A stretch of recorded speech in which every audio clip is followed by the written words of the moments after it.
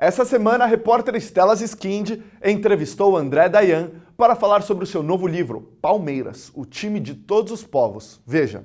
No dia 6 de novembro, André Dayan, grande torcedor do time do Palmeiras, lançou o livro Palmeiras, o time de todos os povos, e para contar a história da torcida palmeirense. E eu vou bater um papo com ele para saber mais sobre esse livro.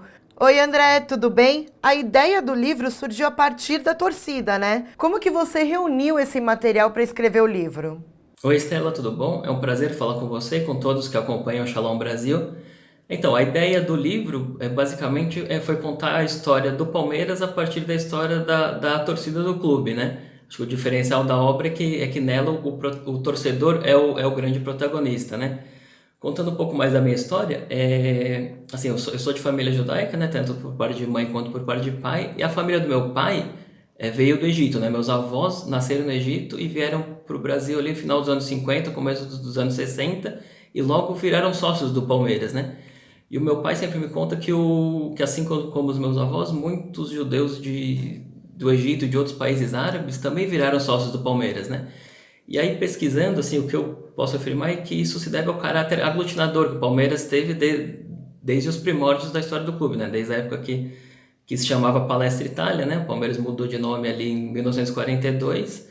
E aí, falando um pouco mais ali da parte lá de pesquisa e tudo, foi, assim, eu conversei com muita gente lá do clube, né? Do próprio acervo histórico, né? Que me ajudou bastante, né? Com a parte de pesquisa e também jornais antigos, né? Revistas, publicações históricas sobre o clube, né? Hoje na internet você facilmente consegue acessar até jornais que já não existem mais, né? Então, principalmente para o resgate histórico, essa parte ajudou bastante, né? Foi muito importante. Você também conta sobre a trajetória do clube desde 1914 dentro do campo, pelo olhar do torcedor.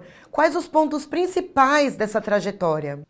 Então, eu acho que assim, o ponto principal da trajetória, né, é mostrar como o Palestra Itália, que foi fundado como Clube dos Italianos, passou a ser o Palmeiras, o time de todos os povos, né? Até na introdução do livro eu falo que, assim, mais do que a história de um time ou de uma torcida, é a história de um povo, né? Porque, assim, não só o Palmeiras, como outros clubes aí com milhões e milhões de torcedores, acho que pode ser considerado um povo, né? Afinal, tem assim um interesse em comum, né? Uma identidade comum, né? Entre os torcedores, tem uma bandeira, um território, né? No caso do Palmeiras, desde 1920 está ali na hoje Rua Palestra Itália, né? E para muitos torcedores, o seu time é o traço principal da sua própria identidade, né?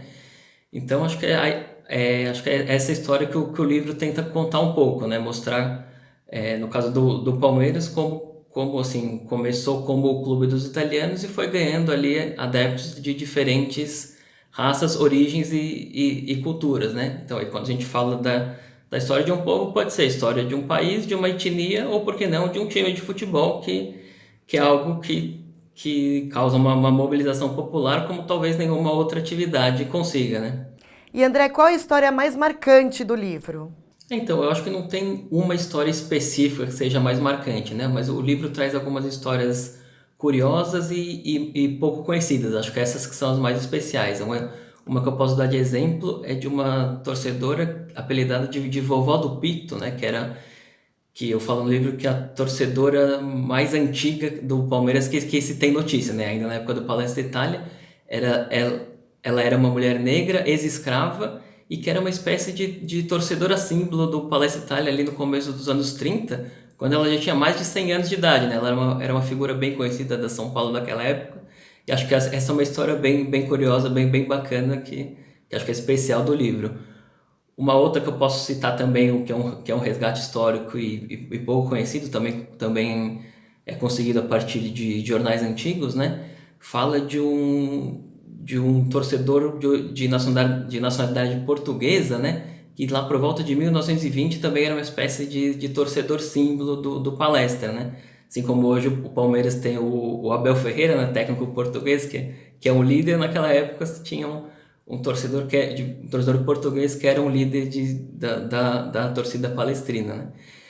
E acho que também uma história mais recente que também é legal, eu entrevistei um pessoal também da torcida palmeirense de Picos, né, que é uma cidade no interior do Piauí, e que desde 2012 tem lá uma torcida organizada, sem uma torcida independente do Palmeiras dessa cidade, que também é um exemplo de como a paixão pelo Palmeiras está aí por todo o Brasil, né? E André, quem quiser comprar o livro, como faz?